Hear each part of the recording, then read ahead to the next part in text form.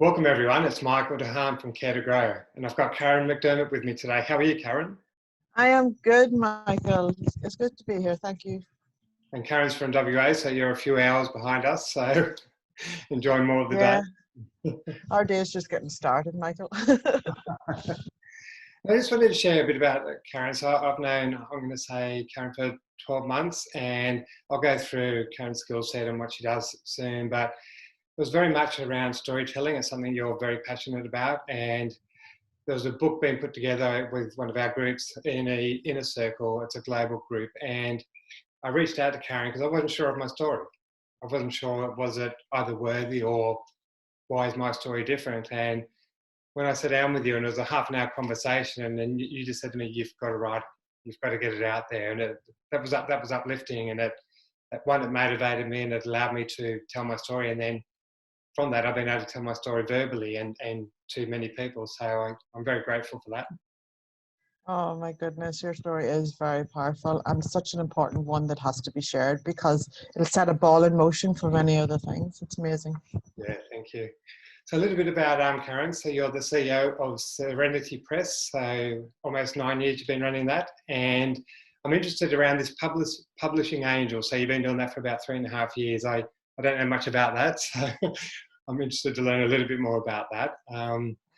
What I would love, it's on your LinkedIn, which I stalked you, and it's very much around creating platforms, enabling people to achieve their highest potential through storytelling. And it just resonates with me, just with what I shared with you before.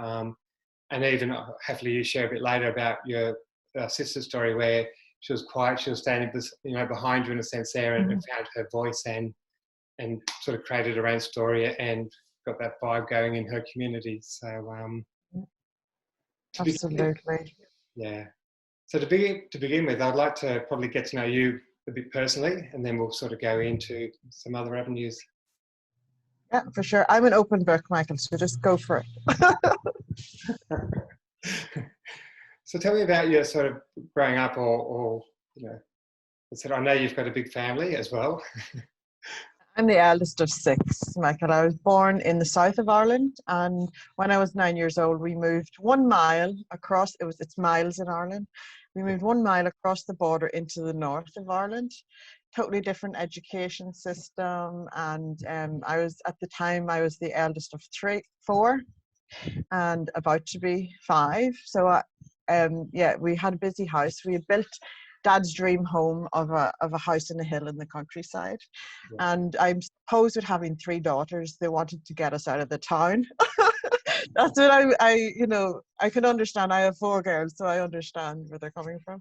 So we ended up living in the countryside, and we went to school on the school bus, in Northern Ireland, and obviously the troubles were on at that time. And I remember going to high school, and you'd have to go through checkpoints, and your bags would be checked and all this kind of stuff. It was an interesting to grow up in conflict. It's interesting, but kids are resilient, and you just adapt, and it's amazing. Whenever I look back, you just think, wow, it was, because I see my kids living in Australia, they're so privileged, there's no restrictions, there's freedom and things like that. It's just interesting. But we did live in the countryside. We had the freedom of the fields. We were really lucky and blessed as a family. Absolutely. Yeah. So I was a teenage mum. I had my first child at 19, Dylan. He's amazing. He now is my office manager. He's 24 years old. Wow. He's amazing. Yeah. And yeah, it was the best thing ever happened to me. Whenever I always loved working and earning money. And so I went straight from school. I did not like school. It just was very restrictive. I wasn't interested in what they were teaching me and things like that. So I went to a convent grammar school, an all-girls one, and I was happy to get out of it and into the workforce. So I always ended up as the supervisor or the manager in every job that I went to, even though I was only like 16, 17, 18. And I ended up the supervisor over a high-risk area in a factory in my local town. I was really proud of it, and I done that for a number of years. But when my son started school. It was shift work, and I was lifting him out on a freezing cold Irish morning to bring him out to my mum's, to, you know, so that he could get the bus to school from there. And, you know, I just didn't want to lift him, even though he'd just sleep. He never woke up. I'd lift him into the car, bring him into he just never woke up.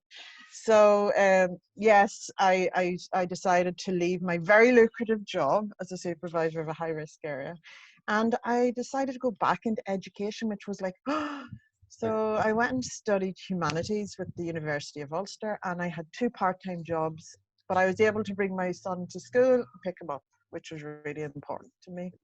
So that's how I rolled for a few years, and I really enjoyed it. I loved learning about English literature, history, humanities, social sciences. That was what I should have been learning all of school. You know, I just loved it, absolutely adored it. And yeah, I graduated through that. And life just brings you in lots of different tangents. So I ended up being a tutor with the South Coast, with it was a university. I would go and be a tutor in out centres with people with learning difficulties, with head injuries, you know, and things like that. And I had done a community drama course, which was a peace building initiative. So we would go away for a whole, you know, every one weekend every month for a whole year and learn how to teach drama to build communities. So I brought those skills and brought them into environments with learning difficulties, you know, where you know there was communication things, and they could put on plays. It was amazing what I could get out of them through drama. We put on Christmas plays and things like that, and it was just amazing to watch the self-development that happened. And even the people that worked there was like, wow, it's amazing the freedom that happened. So do you want me to keep going? How I ended up in Australia? So so there was 10 years gap between having Dylan, and then I fell in love, and then had my my second son 10 years later. So there was a 10 years gap, and yeah, so then I ended up just I left work. I wanted to be with him and things like that. So then I ended up going through a really tough time. I had post-traumatic stress after an incident happened in my home, and I was such an extroverted person, and I went totally in. But I was blessed because, you know, in those times, one of my jobs was I worked in the mental health environment for 4 years, so I knew, and I was always very observant, and I could watch, you know, and stuff. Fascinated me, mental health environment, because I've seen a lot of people being defined by things that happened to them and stuck there.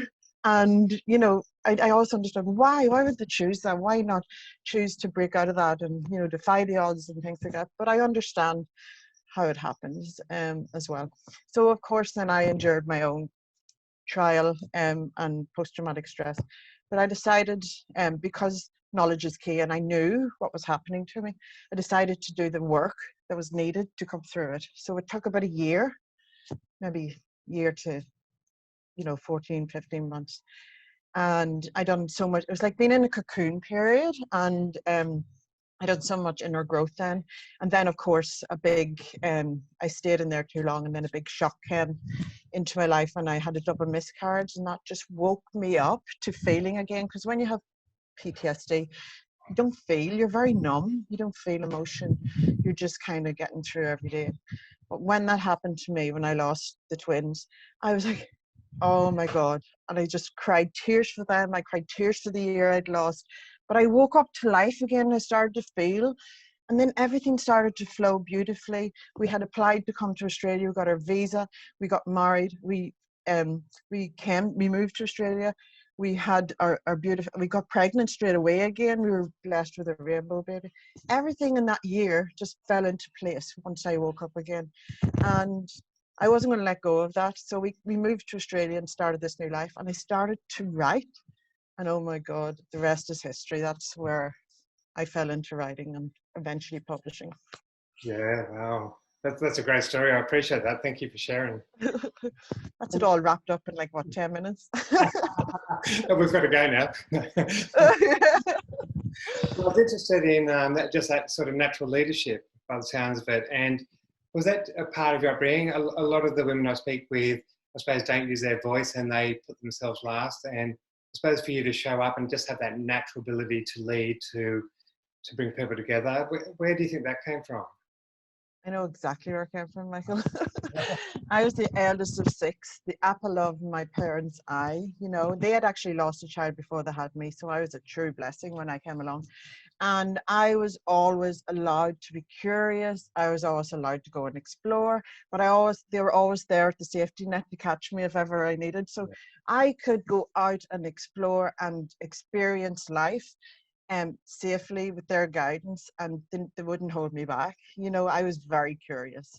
So I think I grew so, you know, in spirit and mind and everything so fast, especially, you know, through my life. I would just, because as a child and as you grow up, you have a natural curiosity to explore and see what fits you, you know, because everybody's different.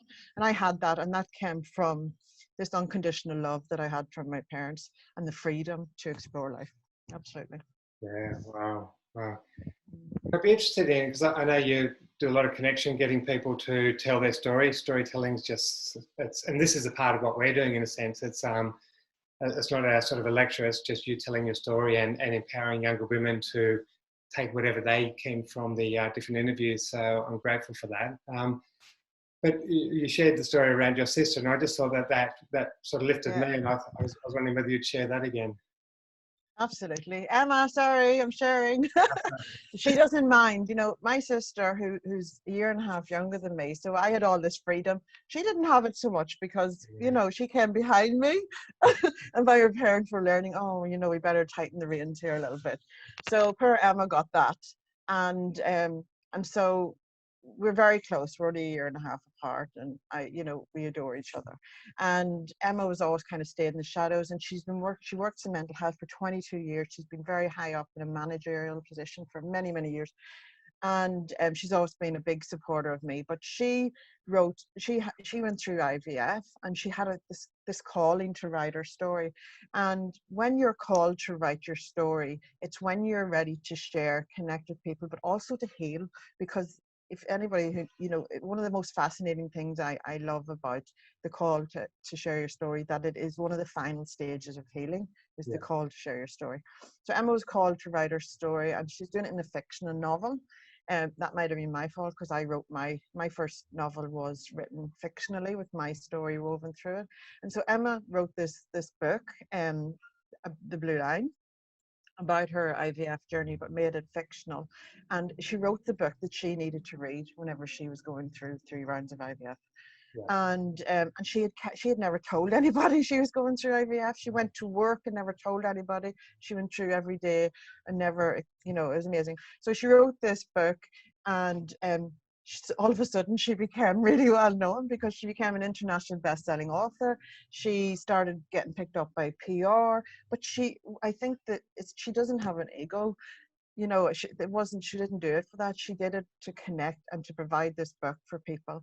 And I think that that's what shone through. And she sees the potential of what her words have done for others, because she gets so many messages saying, I read your book and oh my goodness, I connected. And she opened up the conversation, which happens to be a taboo subject that people just, especially in Ireland, just suffer themselves and don't share with anybody. And she ended up becoming this safe space for people to connect and reach out and have conversations with. So it's amazing what a book can do, you know, to create conversation. And she's done a TEDx talk on the subject. She's everywhere. She's found her voice. We have her own little show and everything. So it's so amazing to pull her into the limelight out of the shadows. That was a great story, and I enjoyed it when you shared it with me before, so thank you for sharing it again. No problem. I was interested in, you talked about, I suppose, your upbringing, and there's a lot of love, there's a lot of you being allowed to be yourself and not sort of held back, so to speak, there. And I see, as I said, a lot of women sort of been held back, or especially when they're young, you know, don't speak up and whatever. So the young woman just going into corporate or going into business, trying to build something like her true self, what sort of advice would you give someone sort of starting to go into that space? Absolutely. You know, take some time to get to know you, because even though I had freedoms and I still had things that I had to unlearn from my childhood, that because they didn't serve me in my adulthood. So just to know that, just to know you, to know what you want out of life, because when you go into corporate as well, you're going into a different environment. So, you know, I'm very blessed to have the freedoms of my own business, but I show up every day and I work as hard, you know, so it's that, but to get to know you, what you want out of life, and to manage life around that, because you don't want, burnout is a very horrible, ugly thing. Yeah. So yes, give your best, but make sure that you keep filling that cup, because when you do, and do something that really you are passionate about, because when you do, your soul doesn't get tired. You know, it's like you're being re-energized every day. Wow, I love that term, your soul doesn't get tired. So, No, it doesn't. People think it's like a sleep. It's really not. It's yeah. that you're just giving too much and not, you know, giving so much back to yourself. Yeah. And it's almost that sort of living on purpose. So being very purpose Mm. driven. Yeah, it takes courage to live on purpose, Michael. You know, it really does, and I absolutely do, but I do it without any fear. I remember the beautiful Katie Garner, and I often speak about this. She said to me, "Wow, Karen, you are fearless," and I'm like, "Well, there's no fear in knowing, because I am so connected with who I am, Yeah. and I'm so connected about what I want out of life, that there's no fear in that, and I connect with my knowing, which is my internal compass that lets me know that I'm on the right path. Because if, you know, for example, you said, do you want to have a chat on the empowerment series? I was like, yes, absolutely. That's absolutely aligned with the messages I want to be putting out into the world. I want to be reaching people. I want to inspire people to be the best versions of themselves. Yes, hell yes for that. But if somebody came to me with something that doesn't feel aligned, that's kind of an I don't know, or no, well, then I just say no now, because it's going to be a distraction. It's going to, you know, pull me away from the path. It's going to, you know, I like to be efficient and keep on track, because that journey is just so much more pleasant than doing things that just your heart's not in. Yeah. Wow. Wow. I've really enjoyed the interview. I've enjoyed your time and just your storytelling. I can tell why you're a very good publisher. I love story, and it's kind of the Irish in me, I think, Michael. We're just natural born storytellers. And it's a skill that I'm not sure that we're great over in Australia with, to be honest, but it's a part of learning in regard to giving that to the next generation, as opposed to telling them what Absolutely. to do. It's a matter of just saying, well, this is what we did. Yeah, And it's the new leadership, isn't it? By this is how I did it, now find your way. That's what it's showing, not telling. You know, that's how I feel it. But one thing I have to admit, when people in Australia connect with their story and share it, and don't overthink, oh, how can I write that? You know, you don't. You just open it up and just let it out, because not all of it is going to get. If it's a book you're publishing, not all of it's going to be printed. You know, but it's important to let it out onto the page. wow, Mm. there's some good advice there. So again, thank you for being a part of the series. Tremendous support around using voice and visibility and showing up. I'd love to have you on the series. So you've added so much value, and I'm Oh, grateful, thanks, as I Michael. said, for you allowing me to sort of interview you and allowing you to tell your story. Thank you. Thank you, Michael. It's been a pleasure. We'll talk soon. Bye.